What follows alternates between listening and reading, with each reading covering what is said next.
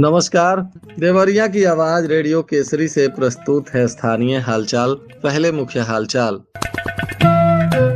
गेहूं के खेत में लगी आग, 3 किलोमीटर तक देखा गया आग का धुआं। बाबा साहब को दी गई श्रद्धांजलि।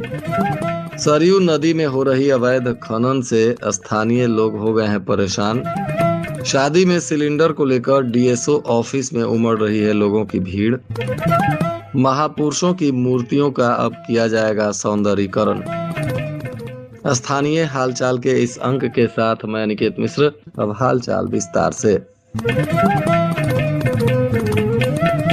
भलुअनी नगर पंचायत के वार्ड नंबर 7 लोकमान्य तिलक नगर में गेहूं के डंठल में आग लग गई। सूचना मिलते ही फायर सर्विस की टीम मौके पर पहुंची और स्थानीय लोगों की मदद से काफी मशक्कत के बाद आग पर काबू पाया गया। यह घटना अज्ञात कारणों से बताई जा रही है। हालांकि गनीमत रही कि खेत में गेहूं की कटाई हो चुकी थी और केवल डंठल ही पड़े थे। आग की लपटें काफी दूर तक जा रही थी। बताया जा रहा है कि इसका धुआं लगभग 3 किलोमीटर दूर से भी देखा जा रहा था, जिससे क्षेत्र में हड़कंप मच गया। फायर सर्विस की टीम के साथ साथ स्थानीय निवासी संदीप मिश्रा, अजहर, आबिद, चंद्रशेखर सिंह, मोनू, जितेंद्र, पवन और अतुल सहित अन्य लोगों ने काफी महत्वपूर्ण सहयोग करते हुए आग को काबू किया। आज बाबा साहब डॉक्टर भीमराव अंबेडकर की 135वीं जयंती मनाई गई। इस अवसर पर दलित समाज के लोगों ने जिला मुख्यालय पर एक जुलूस निकाला, जिसमें बड़ी संख्या में लोग हिस्सा लिए। यह जुलूस सोनू घाट से होकर सौदा, जेल रोड, रुद्रपुर मोड़, भटवलिया, रुद्रपुर रोड और रोडवेज तथा सिविल लाइन से होते हुए सुभाष चौक चौराहे पर समाप्त हुआ। पूरे मार्ग में जय भीम और बाबा साहब अमर रहे जैसे नारे गूंजते रहे। सुभाष चौक पहुंचने पर लोगों ने डॉक्टर भीमराव अंबेडकर के चित्र पर पुष्प अर्पित कर उन्हें श्रद्धांजलि दी। इस दौरान आयोजित सभा में वक्ताओं ने बाबा साहब के जीवन और संघर्ष पर प्रकाश डाला।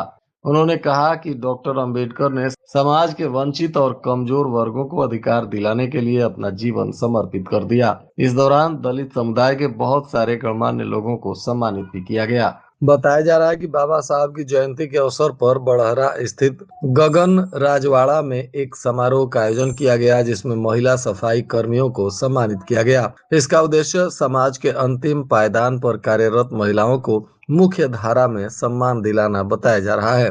भाजपा महिला मोर्चा की प्रदेश कार्यकारिणी सदस्य रजनी पांडे के नेतृत्व में हुए इस आयोजन में बड़ी संख्या में महिलाओं और स्थानीय लोगों ने भाग लिया। समारोह के दौरान महिला शक्ति वंदन अधिनियम की भावना को भी रेखांकित किया गया। इस अवसर पर रजनी पांडे ने कहा कि सफाई कर्मी समाज की रीढ़ हैं और उनके योगदान के बिना स्वच्छता की कल्पना संभव नहीं है। उन्होंने पंडित दीनदयाल उपाध्याय और डॉक्टर अंबेडकर के विचारों का उल्लेख करते हुए बताया कि समाज के अंतिम व्यक्ति तक सरकार की योजनाएं और विकास को पहुंचाने से ही राष्ट्र का भला होगा। भागलपुर कस्बे को बाढ़ से बचाने को बाढ़ विभाग के द्वारा 330 मीटर स्लीपिंग का कार्य करने के लिए पत्थर गिराया जा रहा है। वहीं दूसरी तरफ पुल के पास रात के अंधेरे में अवैध रूप से मिट्टी का खनन हो रहा है। यह खनन शाम ढलने से लेकर तड़के 3 से 4 बजे तक होता है। खनन करने वाले चंद पैसों के लालच में सरयू नदी के डेंजर जोन को और डेंजर बना रहे हैं। 1 दशक से भागलपुर देवसिया छितुपुर को कटान से बचाने को अभी तक 45 करोड़ रुपए खर्च हो गया है। 2012-13 में भी भागलपुर मैल मार्ग बंधे को बचाने को 3 करोड़ से अधिक रुपयों से 3 स्पर का निर्माण कराया गया था, परंतु अवैध खनन से सरकार के इस मंशा को खनन माफिया तार तार कर रहे हैं और प्रशासन गहरी नींद में सो रहा है। लोगों ने तुरंत खनन माफिया पर कड़ी कार्रवाई करने की मांग की है।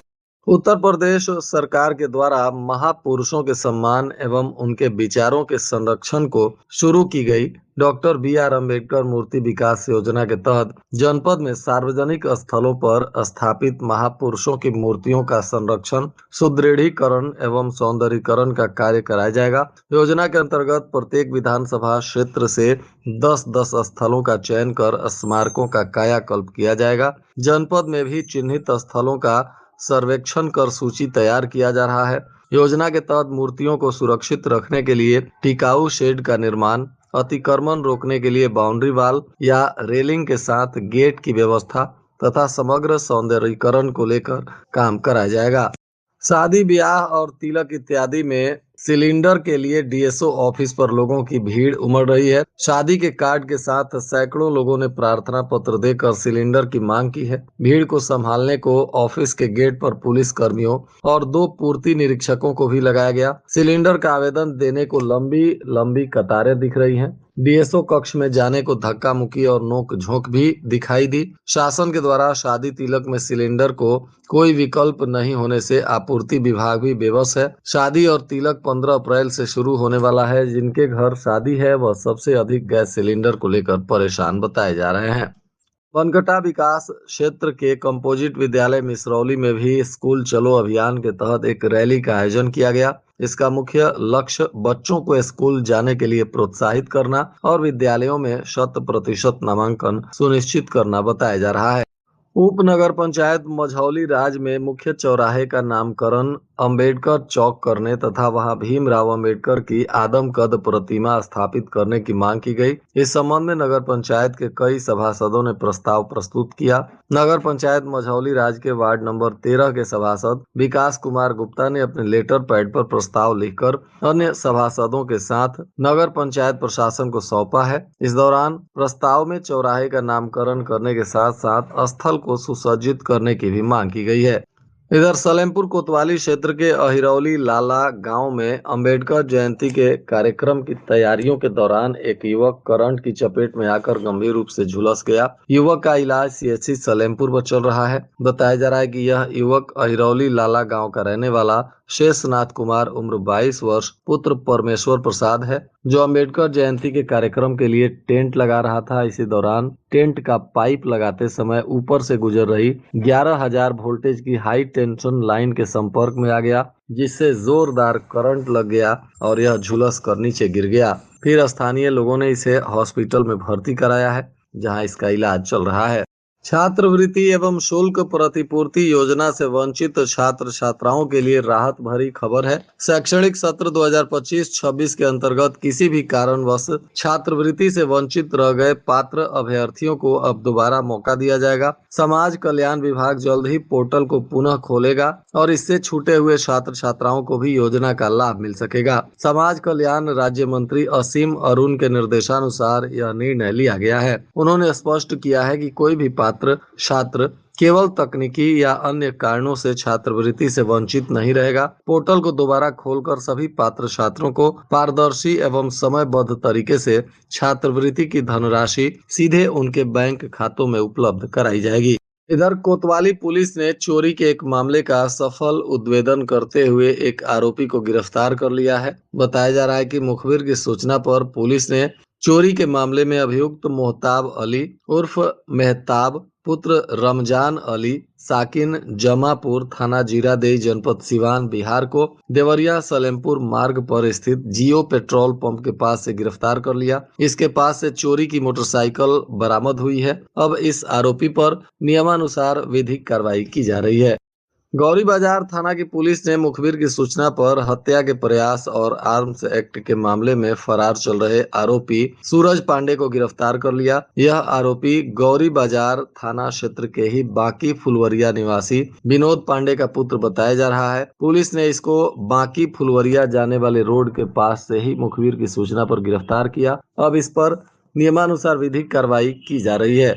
बताया जा रहा है कि यह पकड़ा गया आरोपी भूमि विवाद के दौरान निर्माण कार्य को रोकने की बात को लेकर लाइसेंसी राइफल से फायरिंग किया था, जिससे इलाके में अफरा तफरी मच गई थी और इसी मामले में आरोपी पर आर्म्स एक्ट और हत्या के प्रयास का मामला दर्ज हुआ था और इसी में अब आरोपी को पुलिस ने गिरफ्तार कर लिया है।